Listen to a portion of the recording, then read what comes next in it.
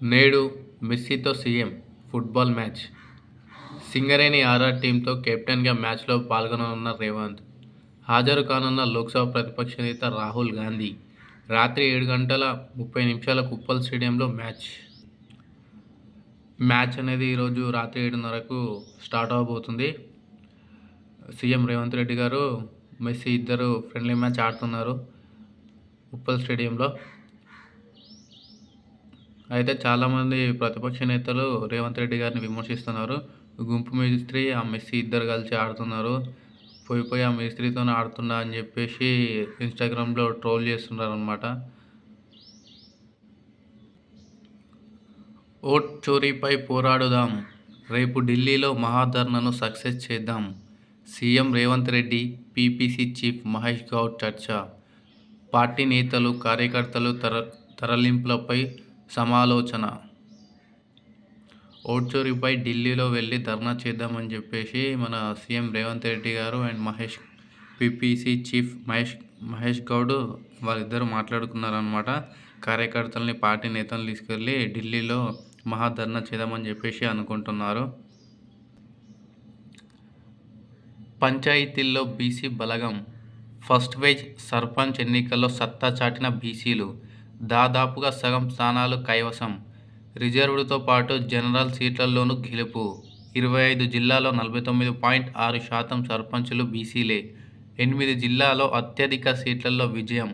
పెద్దపల్లి జిల్లాలో 69%, గద్వాల్లో 68% స్థానాలు కైవసం చేసుకున్నారు. ఈ బీసీలు పంచాయతీ ఎన్నికల్లో ఎక్కువగా నామినేషన్ అనేది చేసి పాల్గొన్నారనమాట. వీళ్ళే సర్పంచ్లు ఎక్కువ శాతం అయ్యారనమాట, బీసీలే. సీఎం రేవంత్తో అఖిలేష్ భేటీ. తాజా రాజకీయాలపై చర్చ. రాష్ట్రంలోని సంక్షేమ పథకాలను వివరించిన సీఎం. సర్దార్ రాష్ట్ర పండుగ గుర్తింపు ఇచ్చినందుకు రేవంత్కు అఖిలేష్ థ్యాంక్స్. అంతకుముందు యాదవ్ ఆత్మీయ సమ్మేళనానికి హాజరు. నిన్న అఖిలేష్ గారు మన హైదరాబాద్కు వచ్చారు. సీఎం రేవంత్ రెడ్డి గారిని కలవడం జరిగింది. వాళ్ళు కొన్ని మాట్లాడుకోవడం జరిగిందనమాట. కొన్ని అంశాలపైన చర్చించారు, మాట్లాడుకున్నారు వాళ్ళు. కేసీఆర్ అండతోనే కబ్జాలు. నేనిప్పుడు టాస్ మాత్రమే వేసినా, ముందుంది టెస్ట్ మ్యాచ్. జాగ్రత్త, హెల్త్ పాలసీలకి బీజం వేసింది కేటీఆర్. కేటీఆర్ అండతోనే కబ్జాలు. నేనిప్పుడు టాస్ మాత్రమే వేసినా, ముందుంది టెస్ట్ మ్యాచ్. జాగ్రత్త, హెల్త్ పాలసీలకి బీజం వేసింది కేటీఆర్. ఈ కబ్జాలు అనేటివి కేటీఆర్ వల్లనే అయినాయి ఇవన్నీ ఎక్కువగా అని చెప్పేసి కవిత గారు అంటున్నారు. నేను ఏదో ఒక రోజు సీఎం అయితా, మీ అక్రమాలను మొత్తం బయటికి తీస్తా అని చెప్పేసి కవిత అంటున్నారు. ఫోన్ ట్యాపింగ్ వెనుకున్న సుప్రీం ఎవరు?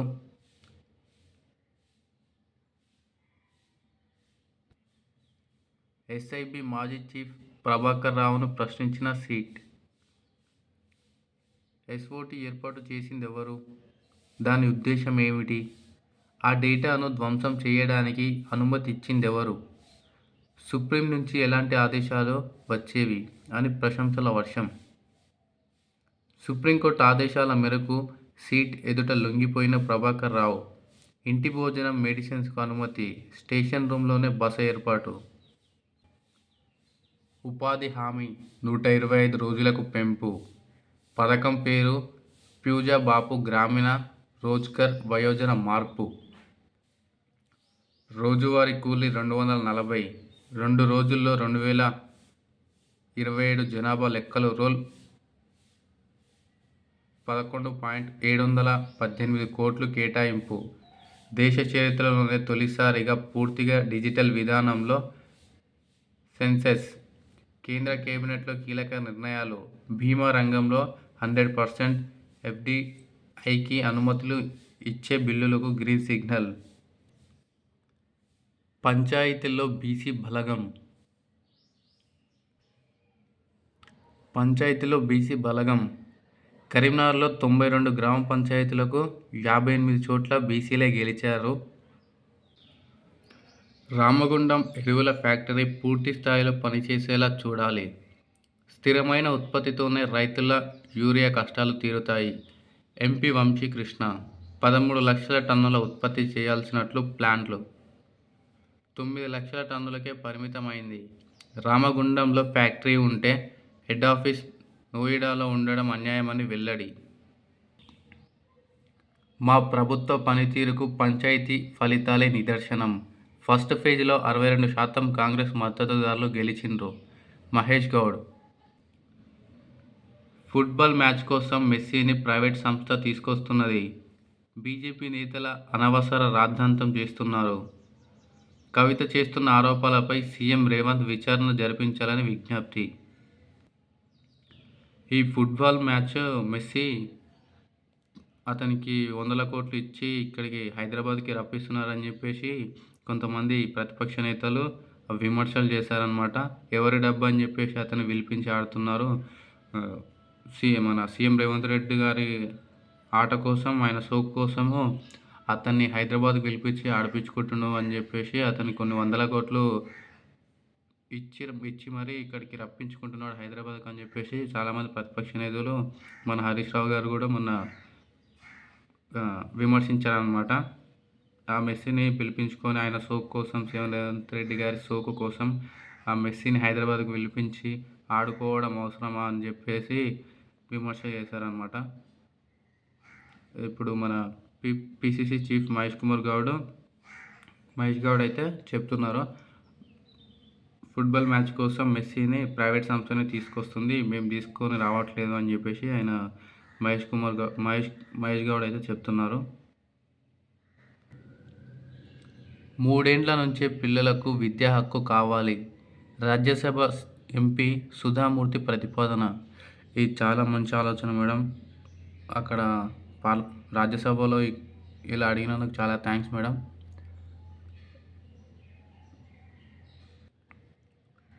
6 నుంచి 14 ఏళ్ల పిల్లలకు ఉచిత విద్య అందిస్తున్నారు. దాంతోపాటు 3 నుంచి 6 ఏండ్ల వరకు పిల్లలకు కూడా అంగన్వాడీలో వీరికి ఉచితంగా కొంచెం నేర్పించాలి, చదివించాలని చెప్పేసి సుధామూర్తి మేడం అయితే రాజ్యసభలో అడగడం జరిగింది. ఎందుకంటే చాలామంది తల్లిదండ్రులకు అంగన్వాడీ అసలు తెలియదు వాళ్ళకని చెప్పేసి కూడా మేడం అన్నారు. ఇది వస్తే బాగానే ఉంటుంది. మెటలర్జీ కార్ల తయారీలో జర్మనీతో కలిసి పనిచేస్తాం. సిల్క్ వర్సిటీలో జర్మనీ భాషా విభాగం ఏర్పాటు చేయండి. బట్టి ఐటీ, డిఫెన్స్, ఫార్మా రంగాల్లో పరస్పర సహకారం. జర్మనీ పార్లమెంట్ బృందాలతో డిప్యూటీ సీఎం భేటీ. 2047 విజన్ డాక్యుమెంట్ జర్మనీ బృందం కితాబ్. యాసంగిలో మక్కల జోరు. ఇప్పటికే 3.29 లక్షల ఎకరాల్లో సాగు. నీరుండి కంటే 1,00,000 ఎకరాలు ఎక్కువ. 2.30 లక్షల ఎకరాల్లో పల్లి, శనగ పంటలు. వరి నాట్లకు సిద్ధమవుతున్న రైతులు. అఖండ 2 టికెట్ రేట్ల పెంపుకు హైకోర్టు ఓకే. 15 వరకు అనుమతిచ్చిన డివిజన్ బెంచ్. ప్రభుత్వ హాస్పిటల్స్కు నెల ఆరోగ్యశ్రీ ఫండ్స్ ప్రతిపాదనను రెడీ చేసిన ఆఫీసర్లు. త్వరలో green signal. MSJ, NIMS, Osmania, గాంధీకి నెలకు 1 కోటి చొప్పున జమ. మెడికల్ కాలేజీలకు 20 లక్షలు, ఏరియా హాస్పిటల్స్కు 10 లక్షలు. ప్రస్తుతం 420 కోట్లు బకాయిలు. కొత్త విధానంలో చెక్. ఈ గవర్నమెంట్ హాస్పిటల్స్కి వెళ్ళేది చాలా వరకు పేదవాళ్ళు, మధ్యతరగతి వాళ్ళే వెళ్తారు. అక్కడ ట్రీట్మెంట్ అనేది సరిగ్గా ఉంటుంది, బాగానే ఉంటుంది. కానీ డాక్టర్లు ఎక్కువ సీరియస్గా పట్టించుకోరు. నార్మల్గా కేర్లెస్గా ఉంటారు. స్లోగా చేయడము. ఎంత సీరియస్ ఉన్నా వాళ్ళు స్లోగా చేస్తారు అనమాట. ప్రైవేట్లో అయితే ఎంత సీరియస్గా తీసుకుంటారు, ఇక్కడ ఎందుకు తీసుకోరు? డిఫరెంట్ అనేది ఎక్కడ ఉంది? ఇది కదా మనకు గావాల్సింది. ఇక్కడ హెల్త్ మనకి ఇంపార్టెంటు. ఈ హెల్త్ పైన గవర్నమెంట్ ఫోకస్ జేసి స్ట్రిక్ట్‌గా ఉండాలి కొంచెం. ఇంత లేజీగా ఉంటే వేస్టు. అంటే పేదల ప్రాణాలంటే అంత చులకన అయిపోయింది ప్రతి ఒక్కరికి. పైసలు లేక గవర్నమెంట్ హాస్పిటల్‌కి పోతే వాళ్ళేంది నిదానంగా చేస్తారు. ఎంత సీరియస్ ఉన్నా, ఏమున్నా మనకేమో పేషెంట్ చూస్తే మనకు భయమైతది. ఏమైతదో అని జెప్పేసి. మనం మాట్లాడినా గూడా వాళ్ళు వినరు. దబాయిస్తారు మళ్ళీ మన మీదనే. కొంచెం ఆ గవర్నమెంట్ హాస్పిటల్‌లలో డాక్టర్లు అందరూ వర్కర్లు మొత్తం మంచిగా పనిజేసేటట్టు చూడాలి. ప్రైవేట్ హాస్పిటల్స్ ఎట్లా వర్క్ జేస్తాయి? అలా జేసేటట్టు చూసుకోవాలి మనం. గవర్నమెంట్ గూడా అంత వాళ్ళ పైన ఒత్తిడి తీసుకురావాలి. ఫ్రీగా అయితే చేయట్లేదు గదా! పబ్లిక్ పైసలతోనేగా వాళ్ళు సాలరీ తీసుకుంటుంది. చెయ్యాలి. ప్రజలకు మంచిగా ఆరోగ్యాన్ని అందివ్వాలి. ట్రాన్స్‌జెండర్లు బస్సులు మానుకోండి. ప్రజలు ఇబ్బంది పెడితే కేసులు పెడతాం. పెండిళ్ళు, పేరంటాలు జరిగితే వేలకు వేలు డిమాండ్. గ్రూపు తగాదాలు, ఆధిపత్య పోరుతో లా అండ్ ఆర్డర్లకు భంగం. మానుకోకపోతే యాక్షన్. CP Sanjana warning. ఈ ట్రాన్స్‌జెండర్‌లు ఏమన్నా పెళ్ళైన ఇంట్లో ఫంక్షన్ చేసుకుంటే ఒక గ్యాంగ్ వస్తదనమాట. ఆ గ్యాంగ్ వచ్చేసి మాకు 50,000 కావాలి, 20,000 కావాలి, 1,00,000 కావాలి అని చెప్పేసి మాట్లాడతారు. పైసలు ఇవ్వమని చెప్తే వాళ్ళు ఆ చీర మొత్తం ఇట్లా చేస్తారు. గలీజ్‌గా చేస్తారనమాట. ఇది చాలా దారుణం ఇది. అరే కొంతమంది దగ్గర ఉంటాయి, ఉండవు. దానికి గూడా వచ్చేసి అట్లా గ్రూప్‌గా వచ్చేసి వాళ్ళు మాకు పైసలు కావాలి, పైసలు లేకపోతే మేము పోము, మేము అది చేస్తాం, మేము ఇది చేస్తాం అని శాపనార్థాలు పెడతారు వాళ్ళకి.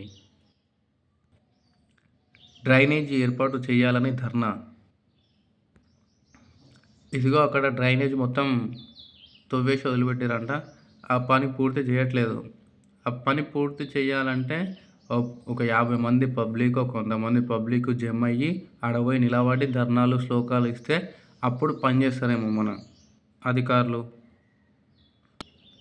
ఇట్లా ఉంటది మన అభివృద్ధి. పోయి ఒక 100 మంది, 50 మంది జమ అయ్యి అట్లా లొల్లి పెడితేనే మనోళ్ళు పనులు చేస్తారనమాట. లేకపోతే చెయ్యరు. అప్పుడు కూడా చేస్తే చేస్తారు, లేకపోతే లేదు. అట్లా ఉంటది అభివృద్ధి అంటే. ఇదా అభివృద్ధి అంటే? ఇదా?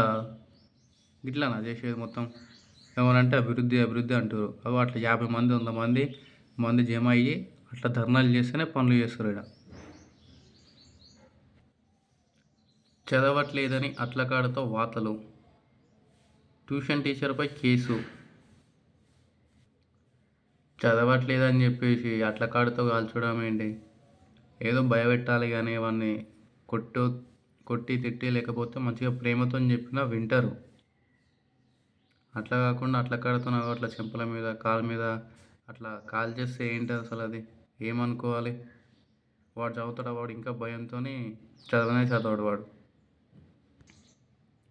సిటీలో ఫుడ్ పాయిజన్ కలకలం. ఒకరోజు వ్యవధిలో 2 స్కూల్లో ఘటనలు. 67 మంది స్టూడెంట్స్‌కు అస్వస్థత. వాంతులు, విరేచనాలు, కడుపు నొప్పులతో విలవిల. పాపం ఆ చిన్న పిల్లల్ని చూడండి ఎంత ముద్దుగున్నారో. అలాంటోళ్ళకి కూడా ఫుడ్ సరిగ్గా పెట్టరు మన దగ్గర. ఇంత పాపమా? ఇంత ఘోరంగా ఉంటదా? మంచి నాణ్యత తెస్తే అయిపోతది. ఎట్లా పైసలుంటాయి అన్నీ చేస్తారు. మంచి నాణ్యతగా ఉండి చేస్తే అయిపోతది గదా! ఇప్పుడు చూడండి వాళ్ళ వల్ల దగ్గర దగ్గర ఒక 60 మంది, 70 మంది పిల్లలకు ఆరోగ్యం ఖరాబ్ అయిపోతుంది. ఎవరికన్నా ఏమన్నా అవుతే ప్రమాదవశాత్తు తినడం వల్ల ఏమైనా అయితే జరిగిపోతే తీసుకొస్తారా వాళ్ళు? ఎందుకింత నెగ్లెక్ట్? అసలు చెక్ చేయరా మనోళ్ళు ఫుడ్ మంచిగుందా? లేదా? మంచిగా పంపిస్తుర్రా? లేదా? ఇన్స్‌పెక్షన్స్ అలాంటివి ఏమి ఉండవా మన దగ్గర? ఇట్లా అయితే కష్టం. ఏదో గాలికి వదిలేసామంటే కాదు గదా!